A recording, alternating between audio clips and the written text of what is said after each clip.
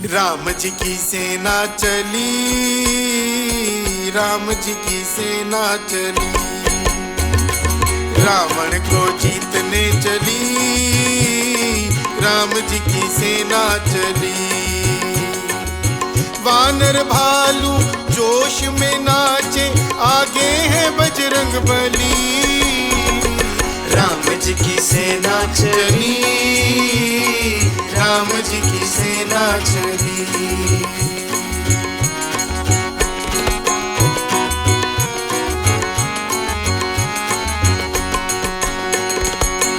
रावण सीता को हर लाया, दुर्भाग्य को गले लगाया, दुर्भाग्य को गले लगाया।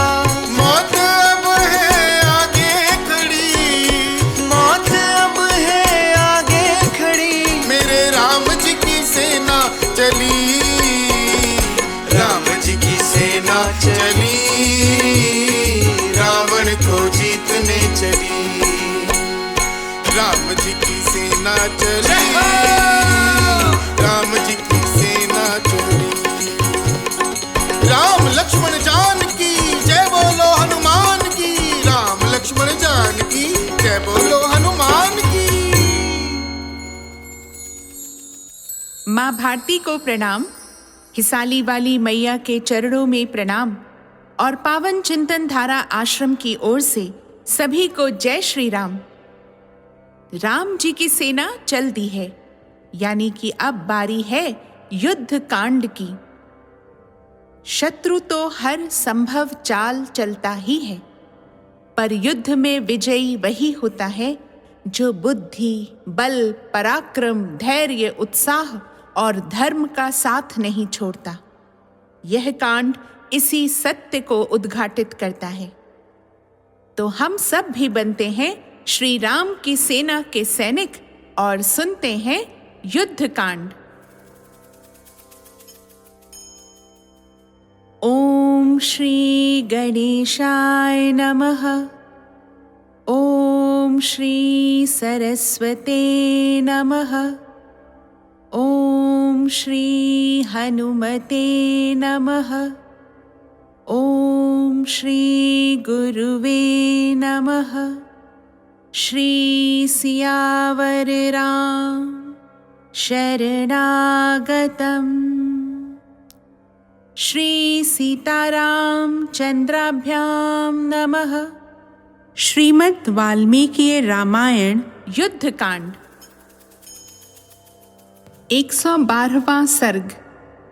विभीषण का राज्याभिषेक और श्री रघुनाथ जी का हनुमान जी के द्वारा सीता के पास संदेश भेजना।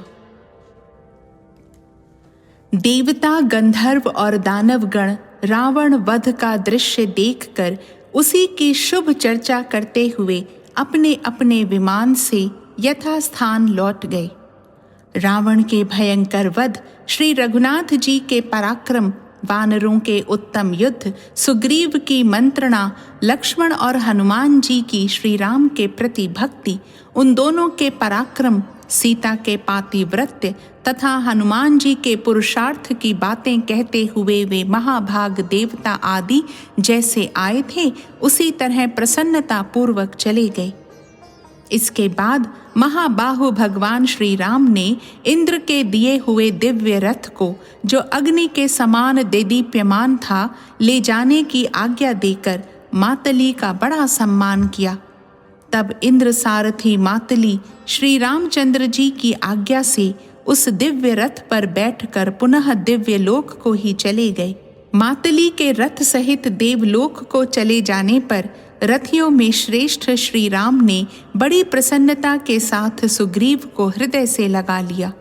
सुग्रीव का आलिंगन करने के पश्चात जब उन्होंने लक्ष्मण की ओर दृष्टि डाली, तब लक्ष्मण ने उनके चरणों में प्रणाम किया। फिर वानर सैनिकों से सम्मानित हो वे सेना की छावनी पर लौट आए। वहां आकर रघुनाथ जी ने अपने समीप खड़े हुए बल एवं उद्दीप्त तेज से संपन्न सुमित्रा नंदन लक्ष्मण से कहा, सौम्य अब तुम लंका में जाकर इन विभीषण का राज्याभिषेक करो, क्योंकि ये मेरे प्रेमी भक्त तथा पहले उपकार करने वाले हैं। सौम्य, यह मेरी बड़ी इच्छा है कि रावण के छोटे भाई इन विभीषण को मैं लंका के राज्य पर अभिषिक्त देखूं। महात्मा श्री रघुनाथ जी के ऐसा कहने पर सुमित्रा कुमार लक्ष्मण को बड़ी प्रसन्नता हुई। उन्होंने बहुत अच्छा कहकर सोने का घड़ा हाथ में लिया और उसे वानर यूथपतियों के हाथ में देकर उन महान शक्तिशाली तथा मन के समान वेग वाले वानरों को समुद्र का जल ले आने की आज्ञा दी। वे मन के समान वेगशाली श्रेष्ठ वानर तुरंत ही गए और समुद्र से जल लेकर लौट आए। तदनंतर लक्ष्मण ने एक घट जल लेकर उसे उत्तम आसन पर स्थापित कर दिया और उस घट के जल से विभीषण का वेदोक्त विधि के अनुसार लंका के राजपद पर अभिषेक किया। यह अभिषेक श्री रामचंद्र जी की आज्ञा से हुआ था। उस समय राक्षसों के बीच में सुहृदों से घिरे हुए विभीषण राज सिंहासन पर विराजमान थे। लक्ष्मण के बाद सभी राक्षसों और वानरों ने भी उनका अभिषेक किया। वे अत्यंत प्रसन्न होकर श्री राम की ही स्तुति करने लगे। राक्षस राज विभीषण को लंका के राज्य पर अभिषिक्त देख उनके मंत्री और प्रेमी राक्षस बहुत प्रसन्न हुए। साथ ही लक्ष्मण सहित श्री रघुनाथ जी को भी बड़ी प्रसन्नता हुई। श्री रामचंद्र जी के दिए हुए उस विशाल राज्य को पाकर विभीषण अपनी प्रजा को सांत्वना दे श्री रामचंद्र जी के पास आए। उस समय हर्ष से भरे हुए नगर निवासी निशाचर विभीषण को अर्पित करने के लिए दही, अक्षत, मिठाई, लावा और फूल लाए। दुर्धर्ष पराक्रमी विभीषण वे सब मंगलजनक मांगलिक वस्तुएं लेकर श्री राम और लक्ष्मण को भेंट करने लगे। श्री रघुनाथ जी ने विभीषण को कृत कार्य एवं सफल मनोरथ देख उनकी प्रसन्नता के लिए ही उन सब मांगलिक वस्तुओं को ले लिया। तत्पश्चात उन्होंने हाथ जोड़कर विनीत भाव से खड़े हुए पर्वताकार वीर वानर हनुमान जी से कहा, सौम्य, तुम इन महाराज विभीषण की आज्ञा ले लंका नगरी में प्रवेश करके मिथिलेश कुमारी सीता से उनका कुशल समाचार पूछो। साथ ही उन विदेह राजकुमारी से सुग्रीव और लक्ष्मण सहित मेरा कुशल समाचार निवेदन करो। वक्ताओं में श्रेष्ठ हरीश्वर, तुम वैदेही को यह प्रिय समाचार सुना दो कि रावण युद्ध में मारा गया। तत्पश्चात उनका संदेश लेकर लौट आओ। इस प्रकार श्री वाल्मीकि निर्मित आर्ष रामायण आदि काव्य के युद्ध कांड में 112वां सर्ग पूरा हुआ। रामो राजमणिः सदा विजयते, रामं रमेशं भजे। रामेणाभिहता निशाचरचमू, रामाय तस्मै नमः। 113वां सर्ग। हनुमान जी का सीता जी से बातचीत करके लौटना और उनका संदेश श्री राम को सुनाना। भगवान श्री राम का यह आदेश पाकर पवन पुत्र हनुमान जी ने निशाचरों से सम्मानित होते हुए लंकापुरी में प्रवेश किया। पुरी में प्रवेश करके उन्होंने विभीषण से आज्ञा मांगी। उनकी आज्ञा मिल जाने पर हनुमान जी अशोक वाटिका में गए। अशोक वाटिका में प्रवेश करके न्यायानुसार उन्होंने सीता जी को अपने आगमन की सूचना दी। तत्पश्चात निकट जाकर उनका दर्शन किया। वे स्नान आदि से हीन होने के कारण कुछ मलिन दिखाई देती थीं और सशंक हुई रोहिणी के समान जान पड़ती थीं। सीता जी आनंद शून्य हो वृक्ष के नीचे राक्षसियों से घिरी बैठी थीं। हनुमान जी ने शांत और विनीत भाव से सामने जाकर उन्हें प्रणाम किया। प्रणाम करके वे चुपचाप खड़े हो गए। महाबली हनुमान को आया देख देवी सीता उन्हें पहचान कर मन ही मन प्रसन्न हुई, किंतु कुछ बोल न सकीं, चुपचाप बैठी रहीं। सीता के मुख पर सौम्य भाव लक्षित हो रहा था। उसे देखकर कपिश्रेष्ठ हनुमान ने श्री रामचंद्र जी की कही हुई सब बातों को उनसे कहना आरंभ किया। विदेह नंदिनी, श्री रामचंद्र जी लक्ष्मण और सुग्रीव के साथ सकुशल हैं। अपने शत्रु का वध करके सफल मनोरथ हुए उन शत्रु विजयी श्री राम ने आपकी कुशल पूछी है। देवी, विभीषण की सहायता पाकर वानरों और लक्ष्मण सहित श्री राम ने बल विक्रम संपन्न रावण को युद्ध में मार डाला है। धर्म को जानने वाली देवी सीते, मैं आपको यह प्रिय संवाद सुनाता हूँ और अधिक से अधिक प्रसन्न देखना चाहता हूँ। आपके पातिव्रत्य धर्म के प्रभाव से ही युद्ध में श्री राम ने यह महान विजय प्राप्त की है। अब आप चिंता छोड़कर स्वस्थ हो जाएं। हम लोगों का शत्रु रावण मारा गया और लंका भगवान श्री राम के अधीन हो गई। श्री राम ने आपको यह संदेश दिया है, देवी, मैंने तुम्हारे उद्धार के लिए जो प्रतिज्ञा की थी उसके लिए निद्रा त्याग कर अथक प्रयत्न किया और समुद्र में पुल बांधकर रावण वध के द्वारा उस प्रतिज्ञा को पूर्ण किया। अब तुम अपने को रावण के घर में वर्तमान समझकर भयभीत न होना, क्योंकि लंका का सारा ऐश्वर्य विभीषण के अधीन कर दिया गया है। अब तुम अपने ही घर में हो, ऐसा जानकर निश्चिंत होकर धैर्य धारण करो। देवी, ये विभीषण भी हर्ष से भरकर आपके दर्शन के लिए उत्कंठित हो अभी यहाँ आ रहे हैं। हनुमान जी के इस प्रकार कहने पर चंद्रमुखी सीता देवी को बड़ा हर्ष हुआ। हर्ष से उनका गला भर आया और वे कुछ बोल न सकीं। सीता जी को मौन देख कपिवर हनुमान जी बोले, देवी, आप क्या सोच रही हैं? मुझसे बोलती क्यों नहीं? हनुमान जी के इस प्रकार पूछने पर धर्मपरायणा सीता देवी अत्यंत प्रसन्न हो आनंद के आंसू बहाती हुई गदगद वाणी में बोली, अपने स्वामी की विजय से संबंध रखने वाला यह प्रिय संवाद सुनकर मैं आनंद विभोर हो गई थी, इसलिए कुछ देर तक मेरे मुंह से बात नहीं निकल सकी है। वानरवीर, ऐसा प्रिय समाचार सुनाने के कारण मैं तुम्हें कुछ पुरस्कार देना चाहती हूँ, किंतु बहुत सोचने पर भी मुझे इसके योग्य कोई वस्तु दिखाई नहीं देती। सौम्य वानरवीर, इस भूमंडल में मैं कोई ऐसी वस्तु नहीं देखती जो इस प्रिय संवाद के अनुरूप हो और जिसे तुम्हें देकर मैं संतुष्ट हो सकूं। सोना, चांदी, नाना प्रकार के रत्न अथवा तीनों लोकों का राज्य भी इस प्रिय समाचार की बराबरी नहीं कर सकता। विदेह नंदिनी के ऐसा कहने पर वानर वीर हनुमान जी को बड़ा हर्ष हुआ। वे सीता जी के सामने हाथ जोड़कर खड़े हो गए और इस प्रकार बोले, पति की विजय चाहने वाली और पति के ही प्रिय एवं हित में सदा संलग्न रहने वाली सती साध्वी देवी, आपके ही मुंह से ऐसा स्नेहपूर्ण वचन निकल सकता है। आपके इस वचन से मैं सब कुछ पा गया।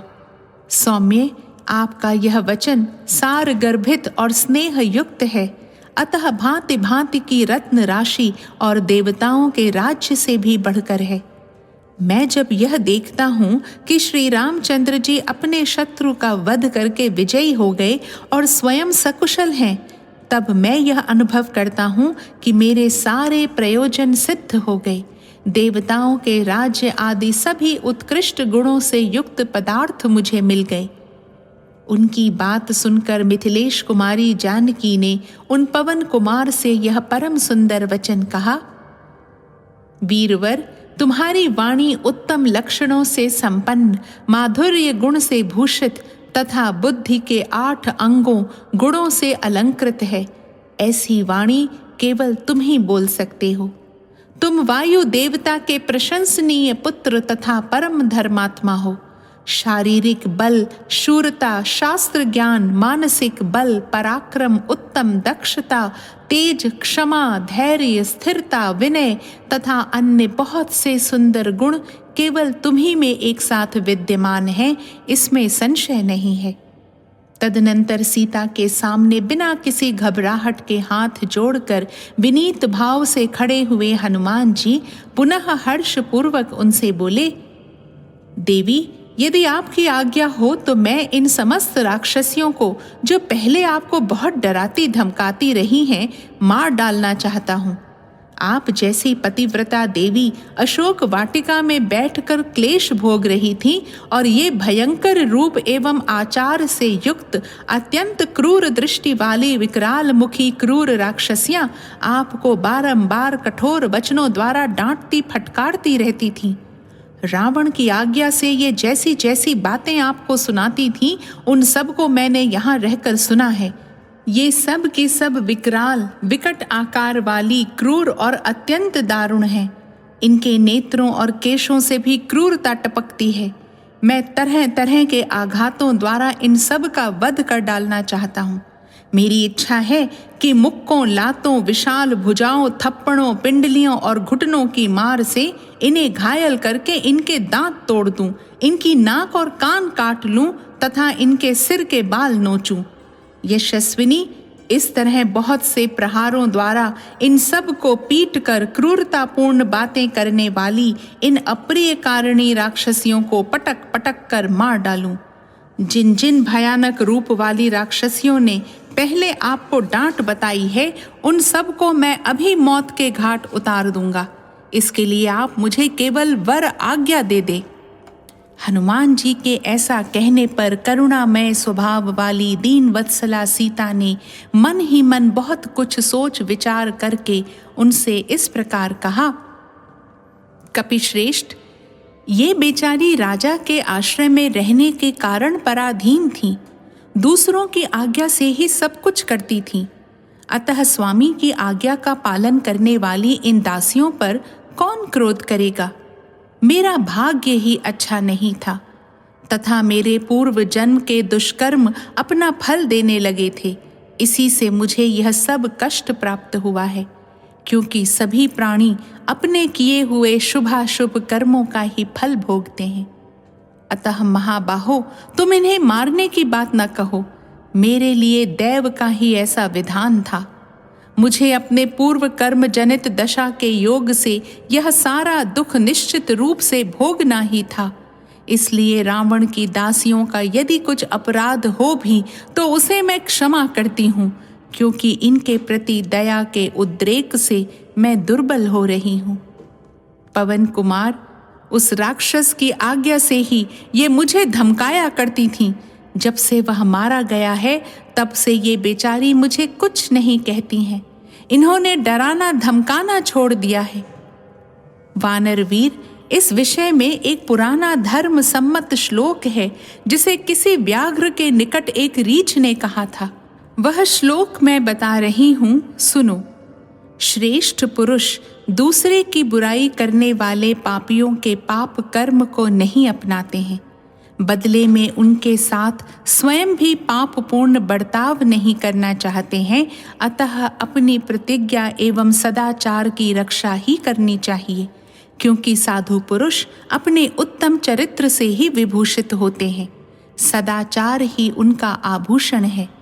श्रेष्ठ पुरुष को चाहिए कि कोई पापी हो या पुण्यात्मा, अथवा वे वध के योग्य अपराध करने वाले ही क्यों न हों, उन सब पर दया करें, क्योंकि ऐसा कोई भी प्राणी नहीं है जिससे कभी अपराध होता ही ना हो। जो लोगों की हिंसा में ही रमते और सदा पाप का ही आचरण करते हैं, उन क्रूर स्वभाव वाले पापियों का भी कभी अमंगल नहीं करना चाहिए। सीता जी के ऐसा कहने पर बातचीत करने में कुशल हनुमान जी ने उन सती साध्वी श्री राम पत्नी को इस प्रकार उत्तर दिया। देवी, आप श्री राम की धर्म पत्नी हैं, अतः आपका ऐसे सद्गुणों से संपन्न होना उचित ही है। अब आप अपनी ओर से मुझे कोई संदेश दें। मैं श्री रघुनाथ जी के पास जाऊंगा। हनुमान जी के ऐसा कहने पर विदेह नंदिनी जनक राज किशोरी बोली, मैं अपने भक्त वत्सल स्वामी का दर्शन करना चाहती हूँ। सीता जी की यह बात सुनकर परम बुद्धिमान पवन कुमार हनुमान जी उन मिथिलेश कुमारी का हर्ष बढ़ाते हुए इस प्रकार बोले, देवी, जैसे शची देवराज इंद्र का दर्शन करती हैं, उसी प्रकार आप पूर्ण चंद्रमा के समान मनोहर मुख वाले उन श्री राम और लक्ष्मण को आज देखेंगी, जिनके मित्र विद्यमान हैं और शत्रु मारे जा चुके हैं। साक्षात लक्ष्मी की भांति सुशोभित होने वाली सीता देवी से ऐसा कहकर महातेजस्वी हनुमान जी उस स्थान पर लौट आए जहां श्री रघुनाथ जी विराजमान थे। वहां से लौटते ही कपिवर हनुमान जी ने देवराज इंद्र के तुल्य तेजस्वी श्री रघुनाथ जी से जनक राज किशोरी सीता जी का दिया हुआ उत्तर क्रमशः कह सुनाया। इस प्रकार श्री वाल्मीकि निर्मित आर्ष रामायण आदि काव्य के युद्ध कांड में 113वां सर्ग पूरा हुआ। रामो राजमणि सदा विजयते, रामं रमेशं भजे, रामेणाभिहता निशाचर चमू, रामाय तस्मै नमः। 114वां सर्ग। श्री राम की आज्ञा से विभीषण का सीता को उनके समीप लाना और सीता का प्रियतम के मुख चंद्र का दर्शन करना। तदनंतर परम बुद्धिमान वानर वीर हनुमान जी ने संपूर्ण धनुर्धरों में श्रेष्ठ कमल नयन श्री राम को प्रणाम करके कहा, भगवन, जिनके लिए इन युद्ध आदि कर्मों का सारा उद्योग आरंभ किया गया था, उन शोक संतप्त मिथिलेश कुमारी सीता देवी को आप दर्शन दें। वे शोक में डूबी रहती हैं, उनके नेत्र आंसुओं से भरे हुए हैं। आपकी विजय का समाचार सुनकर वे मिथिलेश कुमारी आपका दर्शन करना चाहती हैं। पहली बार जो मैं आपका संदेश लेकर आया था, तभी से उनका मेरे ऊपर विश्वास हो गया है कि यह मेरे स्वामी का आत्मीय जन है। उसी विश्वास से युक्त हो उन्होंने नेत्रों में आंसू भरकर मुझसे कहा है कि मैं प्राणनाथ का दर्शन करना चाहती हूँ। हनुमान जी के ऐसा कहने पर धर्मात्माओं में श्रेष्ठ श्री रामचंद्र जी सहसा ध्यानस्थ हो गए। उनकी आंखें डबडबा आईं और वे लंबी सांस खींचकर भूमि की ओर देखते हुए पास ही खड़े मेघ के समान श्याम कांति वाले विभीषण से बोले, तुम विदेह नंदिनी सीता को मस्तक पर से स्नान कराकर दिव्य अंगराग तथा दिव्य आभूषणों से विभूषित करके शीघ्र मेरे पास ले आओ। श्री राम के ऐसा कहने पर विभीषण बड़ी उतावली के साथ अंतःपुर में गए और पहले अपनी स्त्रियों को भेजकर उन्होंने सीता को अपने आने की खबर दी। इसके बाद श्रीमान राक्षस राज विभीषण ने स्वयं ही जाकर महाभाग सीता का दर्शन किया और मस्तक पर अंजलि बांध विनीत भाव से कहा, विदेह राजकुमारी, आप स्नान करके दिव्य अंगराग तथा दिव्य वस्त्राभूषणों से भूषित होकर सवारी पर बैठिए। आपका कल्याण हो, आपके स्वामी आपको देखना चाहते हैं। उनके ऐसा कहने पर वैदेही ने विभीषण को उत्तर दिया, राक्षस राज, मैं बिना स्नान किए ही अभी पतिदेव का दर्शन करना चाहती हूँ। सीता की यह बात सुनकर विभीषण बोले, देवी, आपके पतिदेव श्री रामचंद्र जी ने जैसी आज्ञा दी है, आपको वैसा ही करना चाहिए। उनका यह वचन सुनकर पति भक्ति से सुरक्षित तथा पति को ही देवता मानने वाली सती साध्वी मिथिलेश कुमारी सीता ने बहुत अच्छा कहकर स्वामी की आज्ञा शिरोधार्य कर ली। तत्पश्चात विदेह कुमारी ने सिर से स्नान करके सुंदर श्रृंगार किया तथा बहुमूल्य वस्त्र और आभूषण पहनकर वे चलने को तैयार हो गई। तब विभीषण बहुमूल्य वस्त्रों से आवृत दीप्तिमती सीता देवी को शिबिका में बिठाकर भगवान श्री राम के पास ले आए। उस समय बहुत से निशाचर चारों ओर से घेर कर उनकी रक्षा कर रहे थे।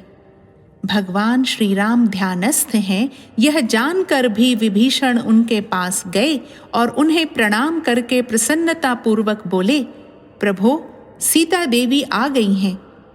राक्षस के घर में बहुत दिनों तक निवास करने के बाद आज सीता जी आई हैं, यह सोच उनके आगमन का समाचार सुनकर शत्रुसूदन श्री रघुनाथ जी को एक ही समय रोष, हर्ष और दुख प्राप्त हुआ। तदनंतर सीता सवारी पर आई हैं, इस बात पर तर्क वितर्क पूर्ण विचार करके श्री रघुनाथ जी को प्रसन्नता नहीं हुई। वे विभीषण से इस प्रकार बोले, सदा मेरी विजय के लिए तत्पर रहने वाले सौम्य राक्षस राज, तुम विदेह कुमारी से कहो वे शीघ्र मेरे पास आएं। श्री रघुनाथ जी की यह बात सुनकर धर्मज्ञ विभीषण ने तुरंत वहां से दूसरे लोगों को हटाना प्रारंभ किया। पगड़ी बांधे और अंगा पहने हुए बहुत से सिपाही हाथों में झांझ की तरह बजती हुई छड़ी लिए उन वानर योद्धाओं को हटाते हुए चारों ओर घूमने लगे।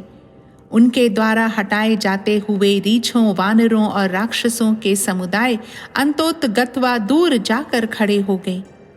जैसे वायु के थपेड़े खाकर उद्वेलित हुए समुद्र की गर्जना बढ़ जाती है, उसी प्रकार वहां से हटाए जाते हुए उन वानर आदि के हटने से वहां बड़ा भारी कोलाहल मच गया। जिन्हें हटाया जाता था उनके मन में बड़ा उद्वेग होता था। सब ओर यह उद्वेग देखकर श्री रघुनाथ जी ने अपनी सहज उदारता के कारण उन हटाने वालों को रोषपूर्वक रोका। उस समय श्री राम हटाने वाले सिपाहियों की ओर इस तरह रोषपूर्ण दृष्टि से देख रहे थे मानो उन्हें जलाकर भस्म कर डालेंगे। उन्होंने परम बुद्धिमान विभीषण को उलाहना देते हुए क्रोधपूर्वक कहा, तुम किस लिए मेरा अनादर करके इन सब लोगों को कष्ट दे रहे हो? रोक दो इस उद्वेगजनक कार्य को। यहाँ जितने लोग हैं यह सब मेरे आत्मीय जन हैं। घर, वस्त्र, कनात आदि और चहार दीवारी आदि वस्तुएं स्त्री के लिए पर्दा नहीं हुआ करती हैं। इस तरह लोगों को दूर हटाने के जो निष्ठुरतापूर्ण व्यवहार हैं, ये भी स्त्री के लिए आवरण या पर्दे का काम नहीं देते हैं। पति से प्राप्त होने वाले सत्कार तथा नारी के अपने सदाचार, ये ही उसके लिए आवरण है। विपत्ति काल में शारीरिक या मानसिक पीड़ा के अवसरों पर, युद्ध में, स्वयंवर में, यज्ञ में अथवा विवाह में स्त्री का दिखना या दूसरों की दृष्टि में आना दोष की बात नहीं है। यह सीता इस समय विपत्ति में है, मानसिक कष्ट से भी युक्त है और विशेषतः मेरे पास है, इसलिए इसका पर्दे के बिना सबके सामने आना दोष की बात नहीं है। अतः जानकी शिबिका पालकी छोड़कर पैदल ही मेरे पास आएं और ये सभी वानर उनका दर्शन करें। श्री राम के ऐसा कहने पर विभीषण बड़े विचार में पड़ गए और विनीत भाव से सीता को उनके समीप ले आए। उस समय श्री रामचंद्र जी का पूर्वोक्त वचन सुनकर लक्ष्मण, सुग्रीव तथा कपिवर हनुमान तीनों ही अत्यंत व्यथित हो उठे। श्री रामचंद्र जी की भयंकर चेष्टाएं यह सूचित कर रही थीं कि वे पत्नी की ओर से निरपेक्ष हो गए हैं। इसीलिए उन तीनों ने यह अनुमान किया कि श्री रघुनाथ जी सीता पर अप्रसन्न से जान पड़ते हैं। आगे आगे सीता थी और पीछे विभीषण। वे लज्जा से अपने अंगों में ही सिकुड़ी जा रही थीं। इस तरह वे अपने पतिदेव के सामने उपस्थित हुईं। सीता जी का मुख अत्यंत सौम्य भाव से युक्त था। वे पति को ही देवता मानने वाली थीं। उन्होंने बड़े विस्मय, हर्ष और स्नेह के साथ अपने स्वामी के सौम्य मनोहर मुख का दर्शन किया। उदयकालीन पूर्ण चंद्रमा को भी लज्जित करने वाले प्रियतम के सुंदर मुख को, जिसके दर्शन से वे बहुत दिनों से वंचित थीं, सीता ने जी भर कर निहारा और अपने मन की पीड़ा दूर की। उस समय उनका मुख प्रसन्नता से खिल उठा और निर्मल चंद्रमा के समान शोभा पाने लगा। इस प्रकार श्री वाल्मीकि निर्मित आर्ष रामायण आदि काव्य के युद्ध कांड में 114वां सर्ग पूरा हुआ। रामो राजमणिः सदा विजयते, रामं रमेशं भजे। रामेणाभिहता निशाचरचमू रामाय तस्मै नमः।